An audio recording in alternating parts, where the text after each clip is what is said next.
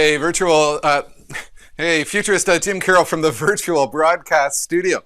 If you've been watching, you know I've been running a series on the concept of reinvention. What is the mindset? What is the attitude? What is the perspective? What is the drive that brings individuals to reinvent and realign themselves for a new and different reality? I recently interviewed a pastor about what he is doing to invent himself for a future that involves an increasing amount of virtual. But not only that, a change in the method by which a spiritual insight and motivation is delivered to his congregation. I also interviewed rock star Tom Morley with the band Scritti Politti about what is involved in taking the concept of team building, which he was doing at corporate events around the world, into this virtual space. Reinvention is not just about going online, though. It's about so much more than that. It is about what do we do to challenge ourselves to do things differently each and every day. And that's what I've been focused on in this series, and I've got a lot more yet to come. Today we're going to interview a strength coach from South Africa on what he has done, Nicholas Ingel, to align himself to a vastly different world and nothing like what he imagined just over a year ago. Now, I have been talking about the future of sports, fitness, exercise for quite some time. Part of the context of that is in the context of what I call spatial intelligence. And that is a trend in which we are moving into a world of massive hyperconnectivity in which all of the devices which are a part of our daily life become plugged in. My running stage joke was, look, this could get out of hand. One morning I'll get up, I'll get on my weigh scale, it's going to send an email to my fridge, don't let Jim in today. You know, he's not living up to the terms of his fitness deal. But this trend impacts everything from traffic to what we're doing in factories to what we're doing with robotics to, yes, what we are doing in the world of exercise and fitness. So in this clip, 19 Trends for 2019, I talked about the emergence of smart clothing, connected devices, what happens in a world of fitness in which we are plugged in all the time, and we use this to motivate ourselves. Nicole Demare, you know, in terms of the future of fitness, the future of the industry, where we're going, and obviously that all changed with COVID-19, but it's not just that. I spent a lot of time talking about the future of the industry, the future of sports, what happens in a world in which change is coming at us. For example, the Sporting Fitness Industry Association had me in for a keynote a number of years ago in New Orleans to talk about the future of sports, the future of fitness, what happens with connected fitness equipment, connected medical devices, what happens in a world in which individuals are using their mobile technology to become more engaged with their own fitness circumstances. The Sporting Good Manufacturers Association had me in as well. And then there's the PGA of America, the largest working sports organization in the world, the Professional Golfers Association, which has had me in twice to talk about the future of golf, the future of golf as a sport, and what happens when all of our golf clubs become connected, wired, and we have spatial awareness with respect to our swing patterns. So I've spent a lot of time over the years talking as a futurist about the future of sports, future of fitness, and what comes next? Well, then coronavirus, COVID-19 hits, and like every single industry, the fitness industry is massively impacted by the trends which are underway. I had to stop going to the gym right away. I had to figure out a plan. Around the world, fitness instructors were figuring out what could they possibly do to align to this new and dramatic reality. And so we saw a rush to provide virtual fitness classes. But like many other industries, they talked about what could we do if we go back to normal? What if we go back to a world in which we actually have gyms open again? And the thing is, a lot of that didn't go well because social distancing, despite it being practiced, this is a nasty disease, despite all the precautions, despite all the hand sanitizer, situations were still unfolding. That caused a lot of problems. So the industry is very much in a state of flux. What has happened in this perfect storm of challenges is also the maturity and the reality, the emergence of a lot of very sophisticated online tools. We've seen what Peloton has done. We've seen what has happened with the emergence of all these technologies which are encouraging people to undertake their fitness activities at home with a remote virtual coach. The Lululemon mirror application, for example, in which you are actually virtually working with a fitness coach who is in this high-tech mirror. Look, it's a perfect storm of disruptive trends, and fitness instructors, strength coaches are trying to figure out what the heck do we do in this reality. Like many individuals, I built a home gym. Buying fitness equipment in the early days of COVID-19 was, perhaps what it was like back in the 1970s, buying drugs. You couldn't find them, you couldn't get them. One day I scored 2 kettlebells and I was like, whoa, I got kettlebells. This is the most exciting thing to happen. So part of my reality is I'm down in the other room, which is just over on the other side of the studio here, in my home gym, working out, doing what I can to stay in shape. And I found my own path forward with a tool known as Fitbod. And this is an online iPhone app, which every day I tell it what fitness equipment I have. It builds a routine for me, and I go through that routine. And I'm using Strava, and I'm using all these tools to help me understand what it is I'm doing and what I should be doing. But I've long been a believer that you need to have a fitness coach, a strength coach in your life, because you can only get so much motivation from technology. When I worked with my personal trainer, she knew my weaknesses. She knew when I was demotivated. She knew when I wasn't pushing it. She knew how to push my buttons to really get me going. And hence, I give you Nicholas Ingel over in South Africa. Nick, I encountered online, and like many fitness instructors, many strength coaches, he had great success in terms of what he was doing in the real world, with a lot of very innovative strength activities with youths throughout South Africa, with corporate clients around the world, reinventing himself on a continuous basis from a previous career to focus on the opportunity of fitness and health. Like many individuals, COVID-19 fit, and Nick, had to rush to go virtual. And it's kind of fascinating as I started him and many others what he was doing to try to align to this dramatically new and different reality. Because we all knew we were going to be here for quite some time. What can we do to take our previous business model and reinvent it for the future? So, watching Nick and watching his progression and watching what he's been doing in his own virtual studio to try to align to this new and different reality has been a magical experience. And like me, he's put in place a lot of technology, a lot of sophisticated gear as he works to reinvent himself. But the thing is, reinvention is not just about going virtual. It's so much more. It's business model, it's perspective, it's mindset. It's what are we doing to continually change and challenge ourselves to deal with a dramatically new and different world. The thing about Nick, when I first met him, is his smile, is his motivation, is his attitude.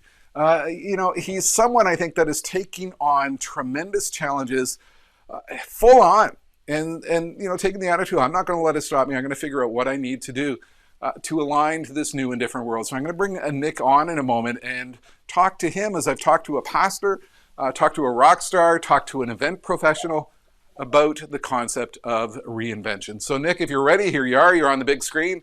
Welcome. Awesome. Welcome to my studio. How goes the power situation over there in South Africa? We still got power? We're still good? We're still on a generator at the moment, so it happens. We've had a couple of storms with the cyclone that was next door in Mozambique. But our infrastructure is a little bit old, so we've learned to live with load shedding. And actually, when we have a power failure, that's quite odd, when it's usually not load shedding. So, yeah. And you're running right now actually on a generator through a cell connection? Yep, running on a generator through a 5G connection. So we're actually hoping for the best. And as I said, if this goes south, we can immediately, reconnect at some point and try and do it in the future. So to have a good discussion, I'm going to get away from my stage and I'm going to go back over to my desk here and bring you into a set. And let's talk about reinvention. You and I connected through the software platform that I use to put these shows out here. And as I said, I've been watching you, and your smile, your motivation, your attitude, immediately made me think, here's a guy who's motivated. By the way, I'm just going to turn on my studio light here. Cool.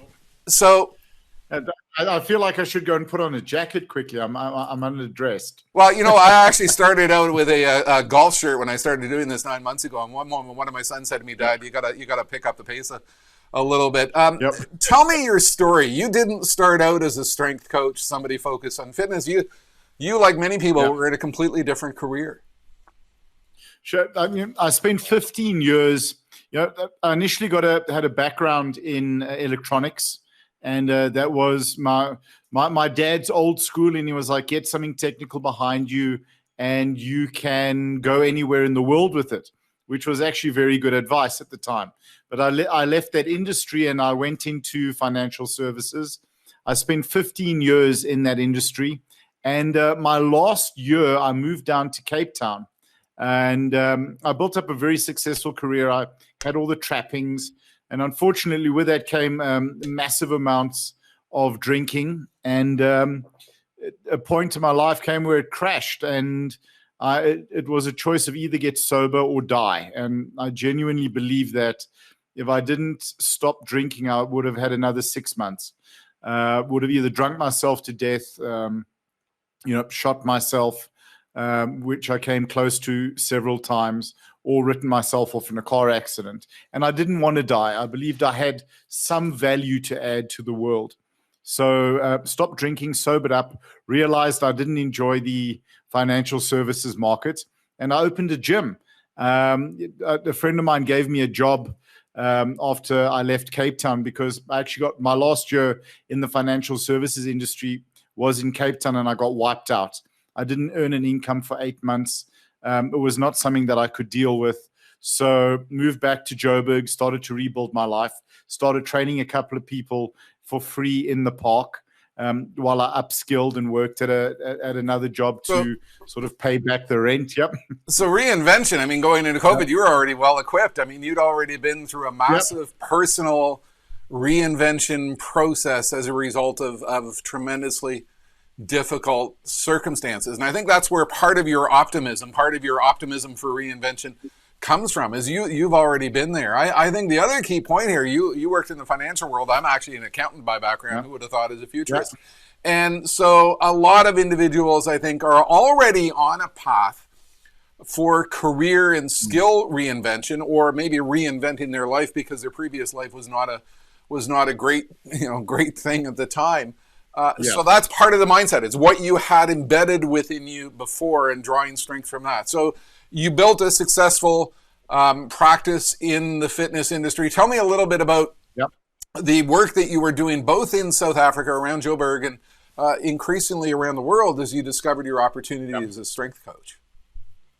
So I started out, so when I came back, I had to Johannesburg, I had no money. And a friend of mine very kindly let me train people out of a studio in his house. And I started training one or two people, and it was amazing. Started to make money. I got a good friend of mine, Shira Rosenbaum. She became my first under roof paying client. Prior to that, I was training some kids, Dean and Shlomi, in the park. And I think they were paying me 150 Rand a session. That's probably now about $4. But it started to build up from there. And because I couldn't utilize the gym, the studio, between 4 p.m. and 6 p.m., I had to find a way to fill that time, because for a trainer, that's very valuable time. So I started to approach corporates to do on-site training. And that started with Stanlib, which is a South African financial services firm. And then we got Deutsche Bank on board. And from there, it just grew, where I'd go onto the client's premises, whether it was in the garden or in their basement. And we ended up training Deutsche Bank, HSBC, UBS. We've done work with all of these large firms. JP Morgan, one of our biggest. We now sort of into the shipping industry with Kuhn & Nagel. And what was the driving factor behind this corporate work? What was bringing this about? Most people think fitness trainer, strength coach, a large scale gym where people go to a place, but suddenly you're going out. Yeah. What was the driving trend behind that? So it was necessity. I had to fill the half. For us, it's mornings and then late afternoons and evenings. So I had to fill that time. And then it just took off from there. But for me, what I realized is, having spent 15 years in the corporate space in a suit, lifestyle is very stressful. So there's excessive drinking, poor nutrition, our diet's not good, the hours are long, very stressed. With a lot of my clients, like my Deutsche Bank guys, they would literally come down and train from 6 to 7 in the evening, and then go back up and carry on working, particularly the traders or the guys in corporate finance. So a lot of stress and pressure. And for them, it was hugely valuable that there wasn't a commute time required. There wasn't waiting for pieces of equipment in the gym. On site, very easy for them to do. And I was able to speak the corporate language because that's the world that I came from. And I understood their needs. And we made it fun.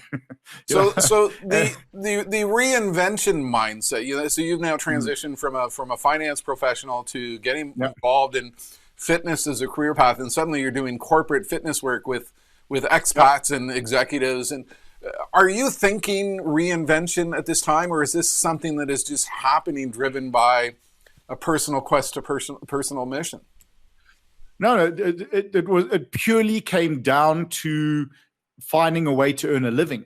I mean, so reinvention by necessity. Was a necessity. By necessity, absolutely. I didn't think of it as, how am I going to evolve? How am I going to change? It was reinvention by necessity. It probably was at that time. I read, I forget the author, but Who Moved My Cheese?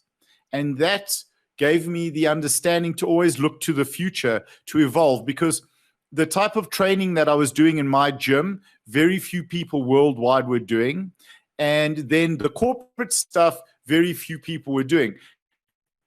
Corporate is very challenging because to become a service provider. Payments can be challenging because, whether it's 30, 90 or 60 days, and it's very stressful. Training an individual, when someone comes to your gym, that's great. They want to be there. But at a corporate, they may not want to be there. So you have to be able to manage 30 people in a session, each with different needs, each with doing, different type of training. So it was a wonderful way to evolve and upskill very quickly. Again, necessity. So the evolution was necessity. I have a client of mine. She's one of my first, Michelle Blumenow, and I have to mention her because she never allows me to do more. I can never repeat an exercise with her. And if we do something, 3 months, she says, no, we did this 3 months ago. I'm not doing it. So it forced me to become quite creative. And that's really sort of how we evolved. Now, was there a little bit of virtual work happening with this, or was it all local pre-COVID? Yeah. It's funny. The online, the virtual was a dream. But when you get caught up, and this is very happy to chat about, and it's so important for guys in our industry or any industry to understand. When you get caught up in the day-to-day running of your business, you don't see it. What COVID gave us was the opportunity to step back. Prior to lockdown, I had one online client, and that's because I was traveling and doing a lot of workshops, and I had trained up some coaches. We also set up a development academy to train and develop young coaches from disadvantaged communities in South Africa. And when I would travel to do workshops, they would run the clients. But there was one client who wanted to work with me specifically. So that was my first virtual client. That was probably around December 2018. We started with the online with him. And it was literally WhatsApp on a cell phone.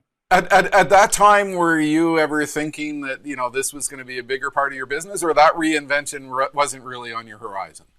It was not. It wasn't a thought. It was like, wow, this is kind of cool, but it wasn't a thought. It was like all of my focus was getting more corporate clients, getting more individual clients, chasing a model that's been, that we've been using for the last 60, 100 years, which was very staid because we sell time. And the biggest challenge with gyms, and which I've learned, hence lockdown started, I'm competing. It doesn't matter how good I am. I'm competing with people that can get to my gym, and I'm competing with other gyms that offer what I do at that price point. Now, what lockdown gave us is the ability to train anyone in the world. So our business model has shifted on being a gym just like anyone else's, even if we were great, to going, right, where is the highest rate that we can get for our hour? What country is it? Now we target that country. And that's where we go after it, because you can pay £100 in the UK for an hour training session. You can pay 500, 600 dirham in Dubai. But if we work that into South Africa, currently we're getting 250 Rand. So 250 Rand, you have to pretty much divide by 20 to get a dollar equivalent rate, or even more to get a European, a pound rate. So tell me about this, though. There's a thing in the fitness world. I mean, you've got Peloton coming in, and you've got the mirror device coming in, and you've got Apple Fitness appearing, and this buzz was occurring a number of years ago already. I mean, I always had conversations with my own fitness trainer, Connie, that look, one day you're going to be maybe put out of business by technology, and she was always never going to happen. And I'd say to her, look, I agree with you, because I think we need that extra push. But did you think about that a lot pre-pandemic? Did you worry about that? What was your concept? Do I need to reinvent, get more aligned with this technology, fight back against it? What was your mindset with that? So it's not something I gave. It sort of was in the back of my head, but always been looking forward. So the reality is that my marketplace is one-on-one coaching, or group coaching. But what I provide, and what you were chatting about with your trainer, is the number one job of a coach is observation. So we there to see. I know. I have an idea of what I'm going to do with each client. My coaches have that same idea. When a client walks into the gym, and just by their energy level, the smile on their face, how they're carrying themselves, to know, are we going to go hard today? Or are we going to take it easy? Why are you limping? What's going on with that leg? Okay, let's shift the session. Let's say, for example, they were coming in to do a bench press session, but they're limping a little bit in the back. We would alter the session to accommodate what was going on with their body and their mind at the time. That is hard to replace. But I don't see the technology as something that's going to rob me of my job. It's an opportunity to evolve and get more. Like now, middle of March, I phoned up every single person that I knew, or WhatsApped them, that had trained with me, and said, guys, you're stuck at home. Now you have to train with me. That's technology. That was the wonderful thing. And that sort of goes back to the key reinvention mindset, that some people see a trend as something in the future which challenges their worldview, and they view it as a threat. People with a reinvention mindset see that as an opportunity. That's kind of a key issue and a key theme that I'm discovering by having these discussions with individuals. Well, I'm 110 kilos. I enjoy eating. If I'm not evolving, the business, I need, I do this so I can carry on eating. I want to make sure I can buy food in 20 years' time. That's said quite lightly, but also having staff and having a team behind me, it's my responsibility to make sure that we create these cash flow engines that keep our businesses going. I mean, the thing that I love the most, you spoke about Mirror. I think Mirror was $300 million at the beginning of 2020. When Lululemon bought it, I think they bought it for around about $550 million, and then a month later was valued at $800 million. So I mean, that kind of growth shows you the opportunity in this industry to be online. I don't have to get in a car anymore and drive for an hour to a corporate client, train them, and then drive back and figure out how to cost in that travel time and wear and tear. Yeah, and I've actually done a few live events where I get up from here and I take the jacket off and I go in the other room, which is like 6 feet away, and I'm in my gym, and I can squeeze in that time. So you've built a good living. You got a good fitness business going, both corporate work and gym work, and the work you're doing with underprivileged South African kids. And then March 2020, COVID hits. What did you do the first 24 hours? I always like to ask that question. So what I'd been watching very carefully what was happening in the world. And I made a decision which helped us tremendously about 7 years ago in my business. I said, if you're a tourist from overseas, if you're visiting Johannesburg, you can come and train at our facility at no cost. Up to I think for a month or up to 3 months. We had a rule that we never really enforced it. And that gave me a lot of exposure to the international market. And I actually took a lot of flack for that from my friends and business advisors, like, these people can pay you, but you're not charging them. And what I was doing was it was giving our gym and myself international exposure. So those are the guys that I started to contact. So a lot of our students, the people who have trained with us, have their own gyms, have their own facilities. But wait a moment. Wait a moment. Yeah, we're 24 hours in. Are you not panicking already? Or no. This is pre the 24 hours. So I would like in sort of January, February, March, I was watching what was happening with their facilities because we were about 2 weeks behind the world in terms of infection. And so as COVID hit, lockdown hadn't even started yet. I called in my staff and I said, guys, we're going to shut down. We're sending all of our clients home. This was the first week in March. And actually in February, I was on a month-to-month lease. In February, I gave my landlord notice. We're shutting the gym down because I could see this going to be the next 18 months. So reinvention is part of the mindset. What I'm trying to get at and discovering with folks is reinvention doesn't just come from having to align to new circumstances, but it also has to do with watching the trends, understanding your world, understanding how your world is shifting, whether it's Mirror, Peloton, new technologies, Fitbot apps, or big global, calamities like the pandemic. So you were already, by the time March rolled around, you were, perhaps like me, already a mindset that, hey, my world is going to shift and I got to start thinking about what I'm going to do. I talk a lot about what I call the 7 stages of economic grief. Shock, anger, denial, bewilderment, and acceptance. How quickly did it take you to get to the acceptance phase of that shock phase? So I think for me, I've been homeless twice in my sober life. So I mean, sober for 14 years. I've slept in my car. I've come back when I got wiped out financially in Cape Town, and a friend of mine kindly, gentleman Ian Levitt, gave me his apartment to stay. He had a spare apartment, and he didn't take rent from me for 2.5 years. I slept on the floor for 8 months, while I started to rebuild my life. Another friend of mine, Robbie Cohen, gave me a great job. And, started to, Jim, when you are sitting on a plastic chair on your balcony, you've been eating bread for 8 months because it's all you could afford to do.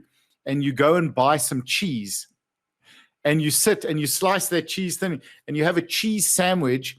And that's one of the most incredible things, most rewarding thing. It was one of the best moments of my life, being able to now afford to put cheese on my bread. The second time was after my divorce. My head wasn't in the game. I wasn't paying rental. I wasn't invoicing my clients. And my landlord in the apartment that I was staying in said to me, Nick, we're going to have to evict you. And I said to them, you guys have been very kind to me. And I signed an acknowledgement of debt and I moved into my gym. So I slept in the back of my gym. There was no bathroom, no shower. I used the facilities in the shopping center.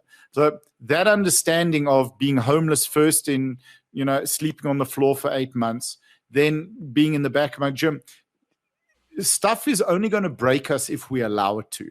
So COVID was just another personal thing to get through, because you've been here before. You've been through very difficult circumstances before, so you're a little bit better well positioned to deal with trauma than other individuals are, and then maybe that's a part of a key force of reinvention. Use your trauma as an opportunity going forward, rather than as something to be feared. So let's talk a little bit about virtual. So behind you, you've got a set, you've got a beach, you've got some beautiful South Africa.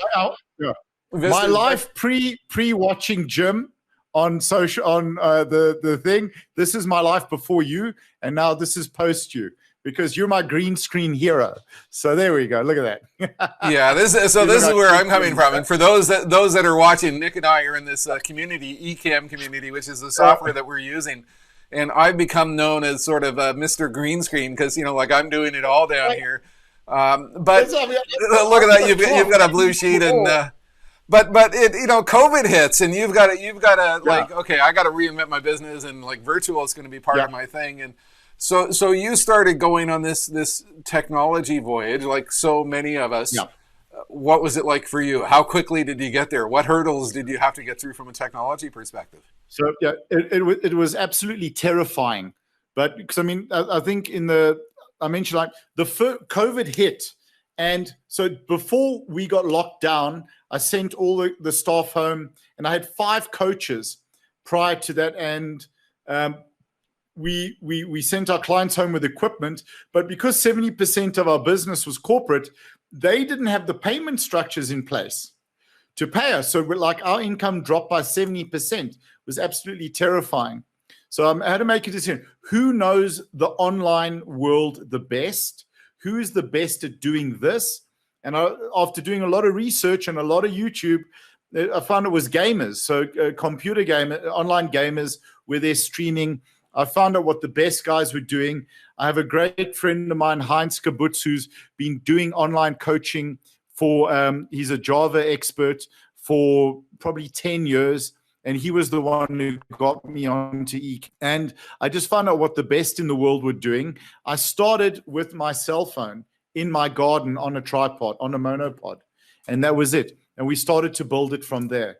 And bought, when I had some money coming in, after a few months, I bought my Canon M50. And then I bought a monitor, then another monitor.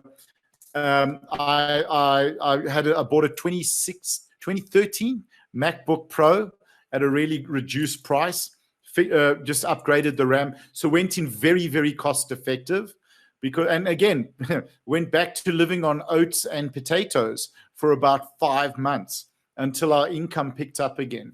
So you really didn't have a plan. You were just like, I gotta do something. Nope. And do you ever go back and look at those early videos from March, April, and kind of go, oh my God, those are awful. Those are horrid. I do. I look at mine and I'm kind of like, what were you thinking?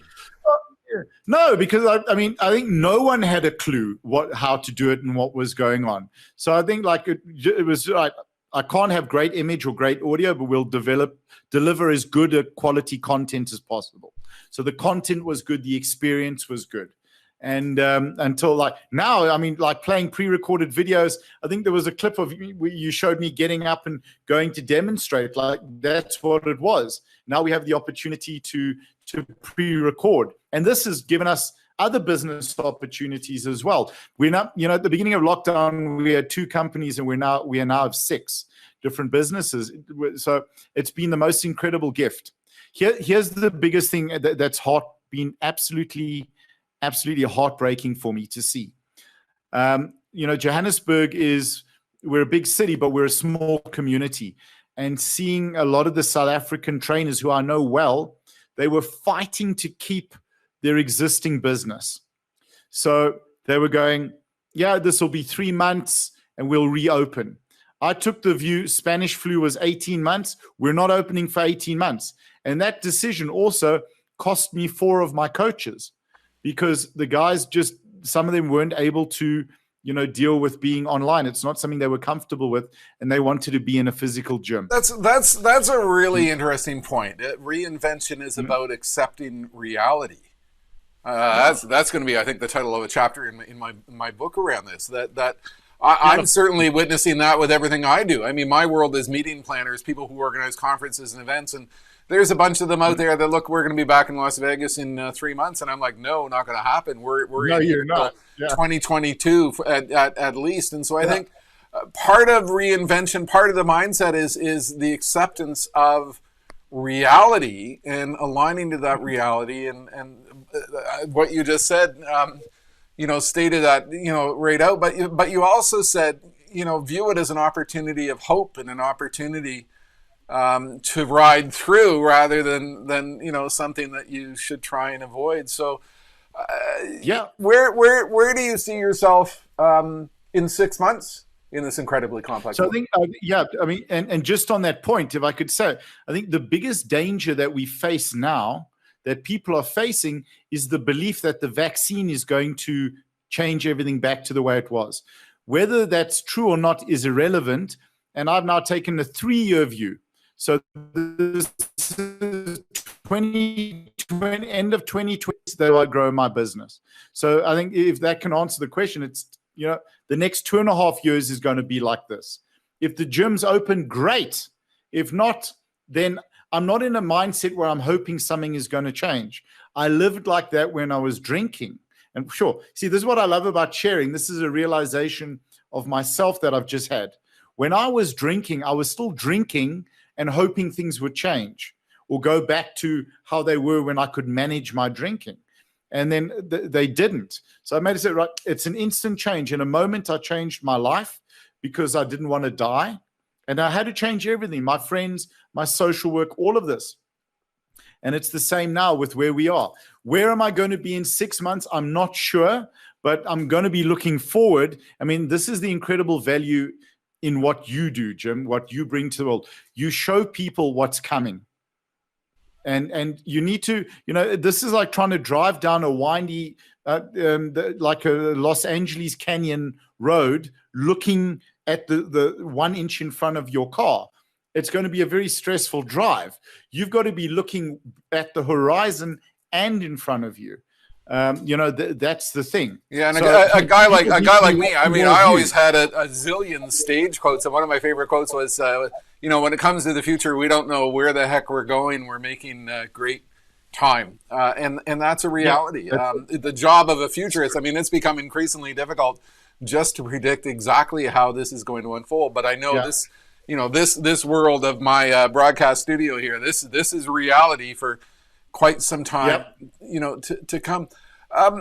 From a fitness perspective, let's talk about reinvention and what people are doing with fitness. I mean, I do a lot of healthcare talks, and I explain that a lot of folks, the impact of technology and iPhones and, Fitbot apps and blood pressure trackers and all these things, we get more engaged with our health. We get more engaged with our personal healthcare circumstances. So, my routine is I get up in the morning, I actually get on my weigh scale and I do my blood pressure, and I've got all my Strava numbers and all my Fitbot numbers, and there's a lot of stuff in here. How do you reconcile this vast trend where Silicon Valley is massively taking over the speed of innovation in the world of fitness with all these devices and connectivity, and the role of a personal trainer, fitness coach, strength coach? I know, for my personal trainer, she's actually doing virtual sessions, and I'm not working with her on that yet, because what I've got is actually working for me. Do you think in the long term this is a real threat and that you'll continue to need to reinvent? Yeah, I think, if you're not evolved, maybe reinvention it's evolution. If you're not evolving, you're dying. If you're not reinventing yourself, you're dying. And you're putting yourself at tremendous risk. The thing is, I was geographically locked to who I could serve. We started in Johannesburg with one small gym, then nationally, and then I started going internationally. Now, the international thing was great, but you're committing a week, for example, with travel and fatigue and tired, and now it's anyone in the world that is in a demographic I select can be a client. That we've never had that before, and the apps and the technology and these things are something to work with. But it's simple. If I have 24 hours in a day, okay, I can work 20. How many clients can we look after as a business? There's more than enough clients in the world for us to look after with all the technology that's here and coming. So it's about waiting for someone to walk in the door, waiting for someone to refer. It's about going out and actively marketing. So how are you doing that? I mean, it's a big, bold world out there. There's a lot of people like you out there, and you're in South Africa. Yeah. How are you finding these clients? It works like this. Jim, I'm a rock at what I do. Do you want to try a session? That's it. Just speaking to, that's how simple it is. It's asking. Again, I'm in, by the way. We'll do that one day, and you can see how pathetically bad shape I'm actually in. No, not. Hey, if you're walking, you're in good shape.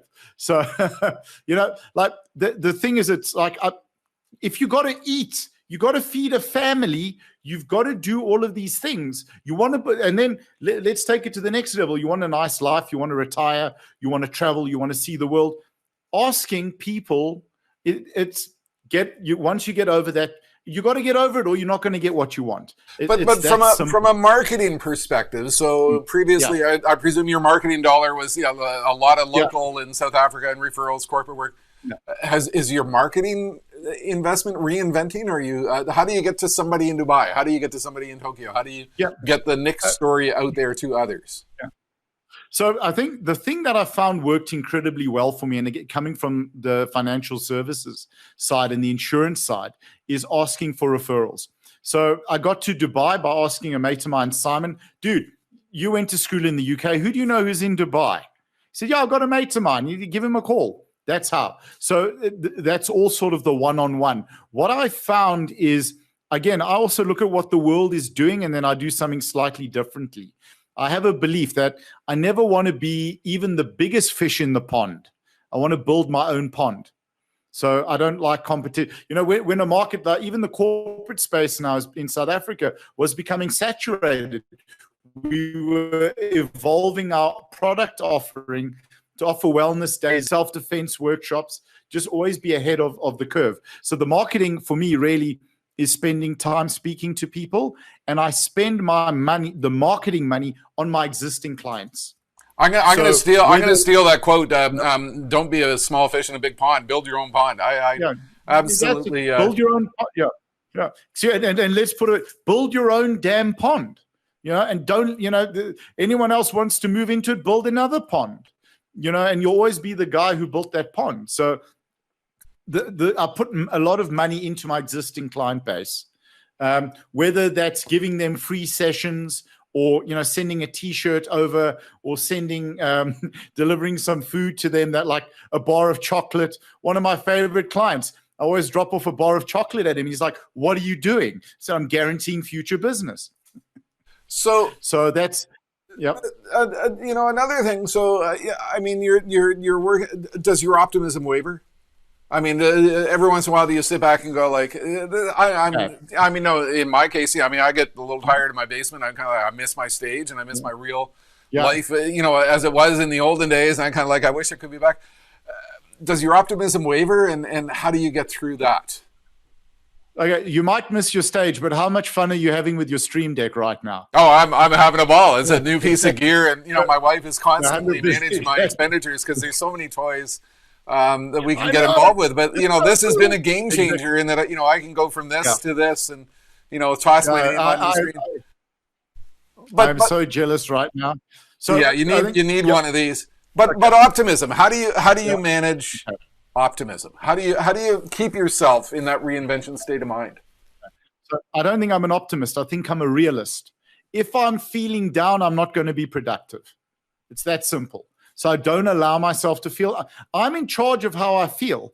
And Joe, I'm going to share two things with you, and very personal. And it's so I went through some very serious abuse as a child.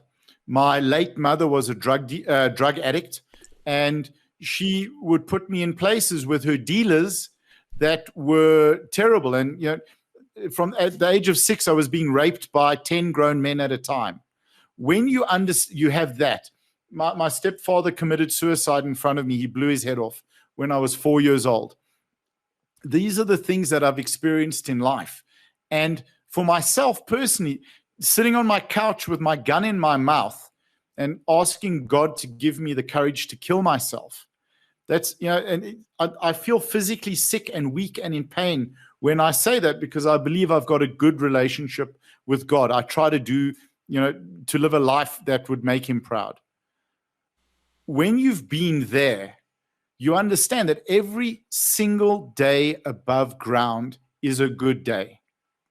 Now, this is not something that I've shared with anyone except the group of addicts I was training last week. Last week, I was at the lowest I've been. My suicidal thoughts, and my mother killed herself, and my stepdad killed himself, and this is what I learned as a young child as a coping mechanism. My suicidal thoughts were the strongest they had been in years. And I felt them, and thoughts and feelings are not taxable, Jim. Our words and our actions are. So why am I feeling this? And I sat with it, and it lasted about a week, and then suddenly it was gone. So it's about being a realist. Okay, why am I feeling this? Am I going to allow what I'm feeling to control me? Or do I have a job to do? Get your job done. I'm responsible for my staff. I'm responsible for a business that I want to build. I'm responsible to my clients. And I can be feeling down and broken and exhausted and, putting in 20 hours a day for over a year and only taking 5 days, 6 days holiday, which is not enough. And now I can't even go to the beach because our beaches are closed. It's a standing joke in South Africa that the government was told by scientists that the virus comes in waves. That's why they closed the beach. So, but that's my go-to happy place when I'm stressed. I hop in my car, drive 6-7 hours to Natal, and I go and sit on a beach for a few days and come back. That doesn't exist at the moment, and that's why I was feeling down. But I'm responsible for my life. I'm responsible for what happens. So how I'm going to act, how I'm going to feel, it's my decision. So it's okay for our optimism to waver as long as we know we need to think about it and work on it and work hard to bring it back. I mean, I'm accused by some of my friends. I've got one very good buddy who's accused me of relentless, incessant, nonstop optimism. But I have my weak points too. That the business is not coming in like it used to, and life can be challenging. But then you just got to think, well, what's the alternative? You keep on going, you keep on reinventing, you keep on pushing, and your personal circumstances have brought you to this mindset. Is it sorry to interrupt, but I want to ask: is it optimism or gratitude?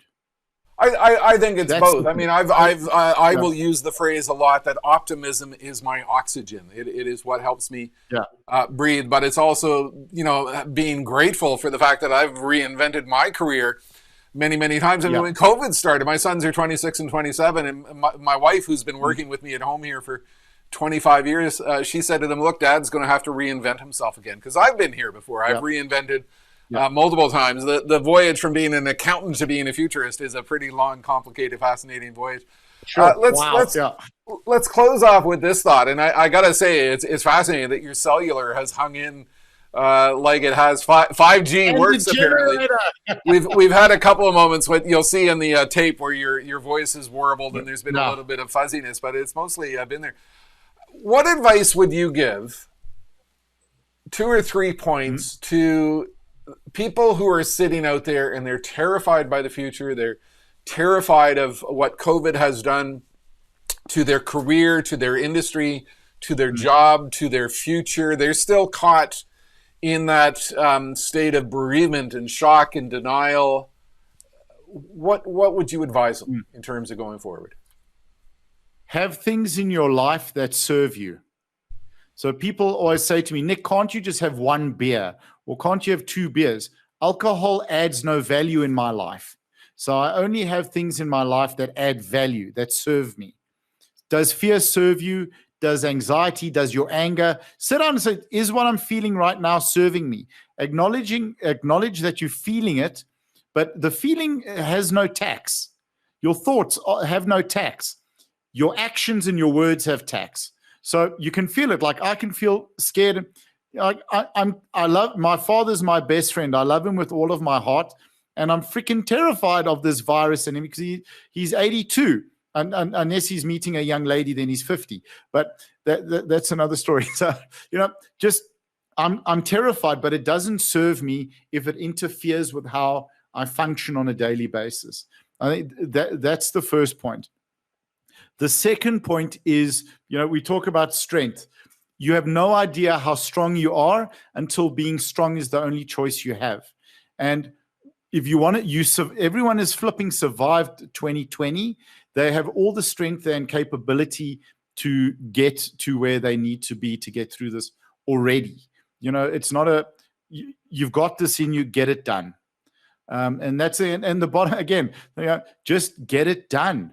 Find out. Stop trying to save what can't be saved and put that energy and focus into building something new.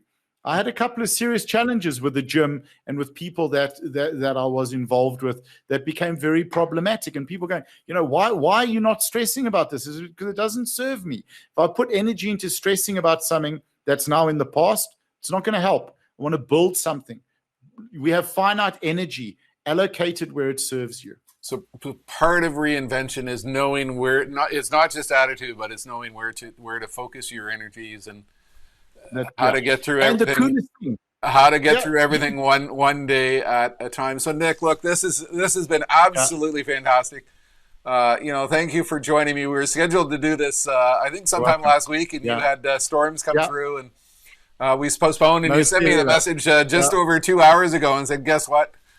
We've just had massive power outages," and we actually just thought for a moment, let's defer it again, but we went for it, and all the technology worked, and the insight is absolutely fantastic. I think I might take you up on that personal session, and I'll awesome. Explore it, because my whole thing is how do we continue to investigate all these new worlds. And I haven't done virtual training with my trainer. I got to give a shout out to Connie Dandy. She put up with me for 13 years, and she was actually going to watch today, but she had, God bless her heart, an actual virtual session with a virtual client. And so everybody everywhere is working to reinvent. So Nick, thanks for coming in. It's fantastic to check in with you and connect and have this discussion, and see another user of this fantastic software and what we're doing to reinvent. 100%. Thank you. This is what's so cool. What you're talking about is you're telling people, this is the thing about reinvention. You can reinvent yourself at any moment. That's the cool thing. It's up to us. Just do it. You can reinvent yourself at any moment in time. And what a fitting way to close off a discussion about reinvention of fitness. Just do it. I should have a Nike swoosh logo running across here. To sponsor. So Nike, you need to sponsor the show. Get it done. Exactly. Yeah. Okay, Nick. Thanks for coming in. Thank you. It's going to run my clothes and stay on for a moment. Cool. Great. Cheers.